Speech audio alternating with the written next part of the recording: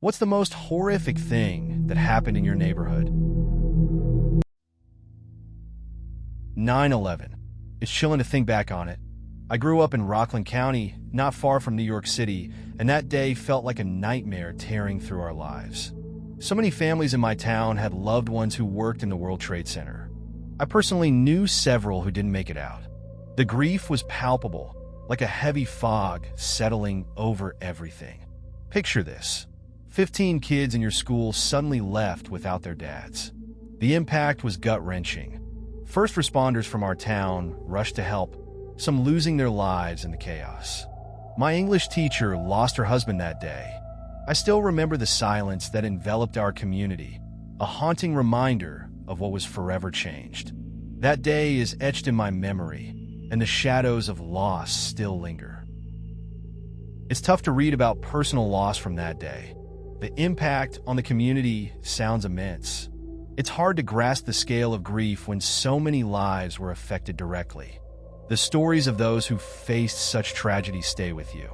Memories like that shape people's lives forever. Thanks for sharing this experience. In a tiny town of just 5,000, two dark tales linger like shadows.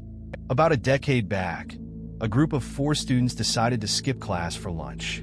They piled into a car, but the driver was reckless, speeding down the road.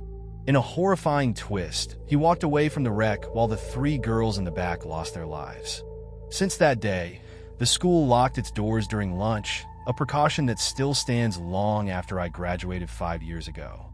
But the second story is even creepier, and thankfully, no one died. Around 6 or 7 years ago, whispers spread about a satanic cult that had emerged right under our noses. A dozen kids, barely in high school, thought they could play at being Satanists. They ventured into the woods just outside town, where they committed unspeakable acts. Cats went missing, only to be found later, hanged, their blood collected in buckets for their twisted rituals. The scent of fear still lingers in those woods, a reminder of what darkness can hide in plain sight. That's pretty unsettling. The first incident really shows how a single bad decision can change everything for a community. And the second one? That's just disturbing. It's hard to understand what drives kids to do things like that. Both events left a mark on the town, I'm sure. It's interesting how those kinds of things can really shape the culture of a place. A woman was heading home from a Julfro Coast, a wild Christmas party we throw in my country where the drinks flow freely. But she never made it home. They found her lifeless body dumped in the harbor. In a place where people rarely go missing, the whole town was shaken. The police launched a massive search effort, deploying helicopters and a huge crew. I still remember the sound of one helicopter hovering over my house, scouring the fjords for any sign of her. It felt surreal to see that kind of chaos in a town that usually fills the front page of the newspaper with stories about the eating habits of the elderly or a new patch of apple trees being planted in the park. It was a dark cloud hanging over us, a reminder that evil can lurk even in the most ordinary places. That's a pretty shocking situation. It's wild how a place known for mundane news can suddenly have something like this happen. The contrast really stands out. It must have been unsettling for the community. The police response sounds extensive, which shows how seriously they took it. It's strange to think of a chopper overhead when you're used to quieter news. Just goes to show how unpredictable life can be.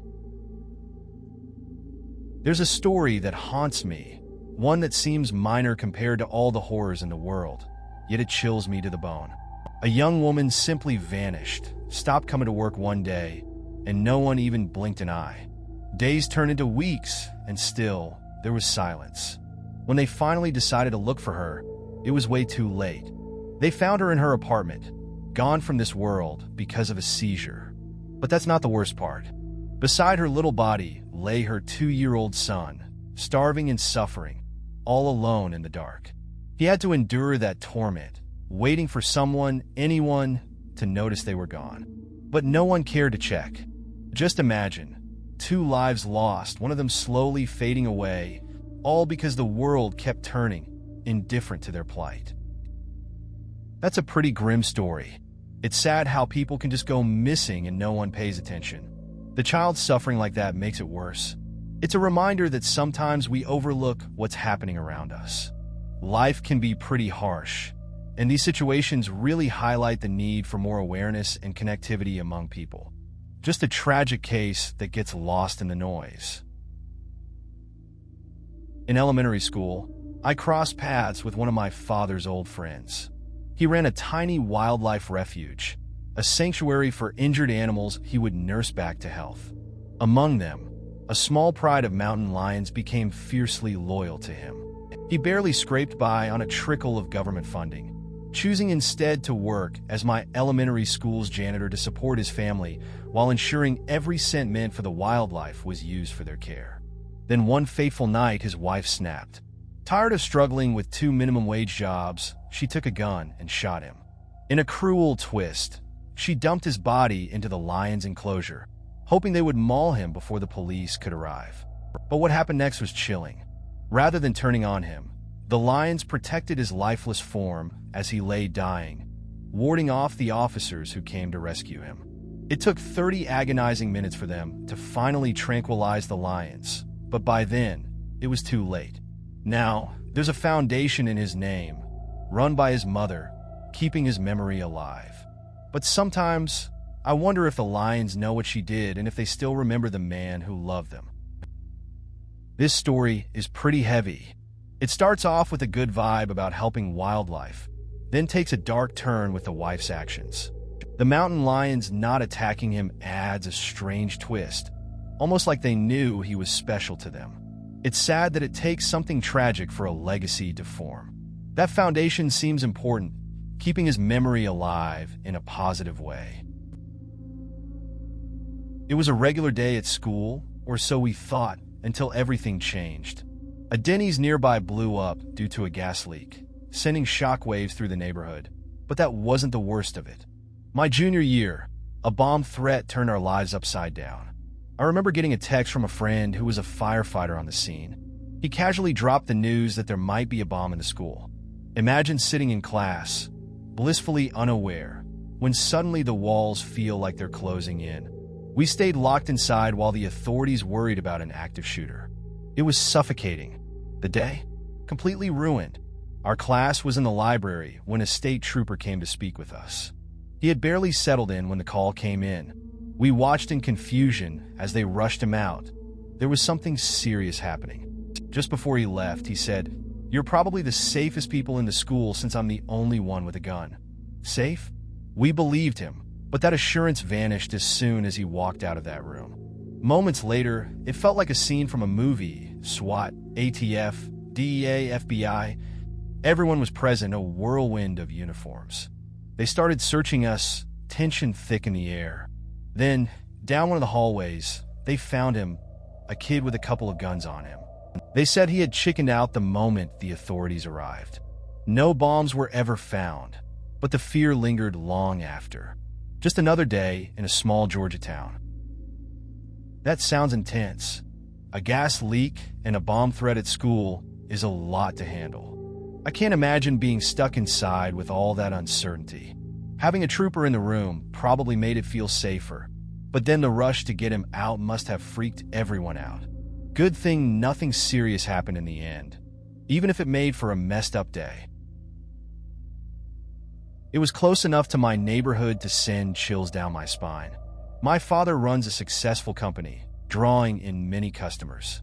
There was this one lady I saw often. She would stop by, always smiling, genuinely kind. Living in Australia, you hear stories of infamous figures like Ivan Milat, the serial killer who preyed on backpackers. One day, I turn on the TV, and there she is, her face on the news, but not in a good way. She was listed as one of his victims, brutally murdered. The realization hit me hard. The kind woman I thought I knew had crossed paths with pure evil. This is pretty intense. It's strange to think someone you see often could be connected to something so dark. That kind of news really changes how you view people around you. It's unsettling knowing the world can hold such horrors, especially in places you know.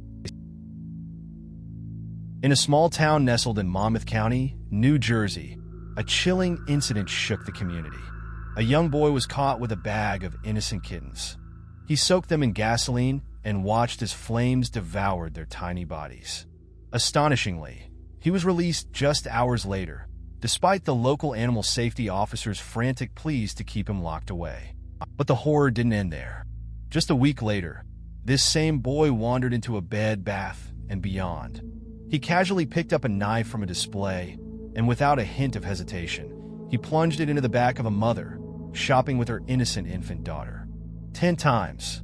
In a town marked by tragedy, this boy's actions stood out, echoing a disturbing reality that had been ignored far too long. How could something so avoidable spiral into such chaos? This is really disturbing. It's crazy how someone could do that and then get out so quickly. The situation just escalates further with the knife attack. It feels like there's not enough being done to prevent something like this. It's unfortunate for the community and the victims. Definitely raises questions about how the legal system handles these cases. In a secluded, racially charged corner of northernmost California, a small town of just 750 people held dark secrets. Among them was a boy whose father had once brought a taste of the world back home, marrying a Laotian woman after serving in Vietnam. Together, they opened a restaurant that thrived, even in a town full of closed-mindedness. Fast forward to the mid-90s, their son was just a high school kid trying to fit in. But when a girl left her boyfriend for him, it ignited a firestorm of hatred among the local men. In broad daylight, 4 grown men confronted that boy on Main Street, launching a brutal attack. As fists rained down, the chaos became so routine that they had to pause occasionally to direct traffic around the violence. Shockingly, no one stopped, no one intervened, and not a single person called for help. When they finally tired of their savagery, they left him there, barely conscious, bleeding in the street. All he could do was crawl, a painful, agonizing journey of 1.5 blocks to reach a payphone, each inch taken in desperation to plead for help. The cruel indifference of that day would haunt him forever. This story highlights some harsh realities about racism and violence. It's troubling to see how communities can turn a blind eye, even during something as serious as a beating. The fact that no one intervened or called for help shows a troubling mentality. The boy's struggle to get help after such a brutal attack is heartbreaking and reflects a lot about the environment he was in. It's a tough situation all around. The petty drug dealer behind my house got busted, and it was wild. For about a year, cars would roll up and park next to my driveway. The drivers always wore coats or carried bags to hide what they were picking up. They'd slip down a sidewalk connecting my street to his. A few minutes later, they'd come back, the dealer trailing behind, and drive off. These 5 to 10 minute visits were like clockwork, always different faces claiming their secret prize. My neighbors had enough and called the cops, leading to a full-blown SWAT raid. It was something out of a movie, SWAT vans, guys with assault rifles, the whole deal. I watched from my upstairs bathroom window, my heart racing, as they kicked in his door. There was no gunfire, just the harsh sounds of the raid. They dragged him away to prison, and I thought that was the end of it. But then I saw him again. Rumor has it his uncle bailed him out, and now he's back, living in that same house. I don't know if he's back in the game or not, but there he was rolling around on his skateboard with a pit bull dragging him along. Occasionally, I spot him on my street, and I can't shake the feeling that the shadows haven't completely faded away. Seems like a wild scene right outside your house. The whole SWAT raid must have been something to watch. It's hard to believe the guy is back after all that, riding around with his pit bull. Guess it's a reminder that some things don't change, even after a bust. Just a different kind of chaos now. Hope it stays quiet for you. When I was just 5 years old, an escaped felon was loose in my hometown. One day, police knocked on our door, their faces grim, warning us to leave immediately. The fugitive was armed and deemed extremely dangerous. 2 days passed before they found him. Instead of surrendering, he took the coward's way out. In my church, in the Sunday school room, on our nice leather couch. You see, The church was ancient, filled with creaking and groaning sounds that echoed through the air. The hallway leading to the Sunday school room felt like a dark tunnel, lined with doors on either side and a single window at the end that looked out into a shadowy grove. It was already creepy, but after that day it became something else entirely. From that moment on, I could never walk down that hallway without feeling an icy dread wash over me, the hairs on the back of my neck standing straight up. Even now, just thinking about it sends a shiver down my spine. That's a pretty intense story. Having something like that happen so close to home is unsettling. The church setting just adds another layer of eeriness, especially with all those noises and the layout. It makes sense why you'd feel uneasy walking through that hallway after that. It's one of those experiences that leaves a mark on you. It's a tough memory to shake off. Edmonton, Canada, a place that hides its darkness beneath a facade of normalcy. 3 years ago, at the University of Alberta, a seemingly routine day turned horrific. A security guard responsible for restocking ATMs snapped and executed his 3 coworkers in cold blood. Just like that, he stole their lives and the money they were meant to protect. He fled towards the U.S. border, but his freedom was short-lived. One of the victims had just gotten married. The others were devoted dads. Lives extinguished for nothing. Then just this year, a rampage rocked the city.